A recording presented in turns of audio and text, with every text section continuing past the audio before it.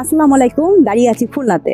আমার পিছনে যে বিল্ডিংটা দেখতে পাচ্ছেন, এই বিল্ডিংয়ের ফুল ইন্টেরিয়রের কাজ আমরা করছি আলহামদুলিল্লাহ। তবে এই বিল্ডিংয়ের সবথেকে মজার পার্ট যেটা, সেটা আমি আসলে আপনাদের সঙ্গে শেয়ার করতে চাই। আমার এই ক্লায়েন্ট যখন উনি জায়গাটা নিয়ে নিজের মতো করে বিল্ডিং করছিলেন, উনি সবার আগে তৈরি করেছেন তার নিজের জন্য কবরস্থানটা। আপনারা দেখতে পাচ্ছেন ওনার পারিবারিক কবরস্থানের জন্য সবার আগে উনি জায়গাটা তৈরি করেছেন। তারপরে সুন্দর একটি ল্যান্ড রাখা হয়েছে, তারপর তার এই সুন্দর বিল্ডিংটা করা হয়েছে। আলহামদুলিল্লাহ, উনি আমাদেরকে ফেসবুকে দেখেন এবং ফেসবুকে দেখার পরে সরাসরি আমাদের সঙ্গে যোগাযোগ করেন। আমরা তখন এখানে ভিজিট করি।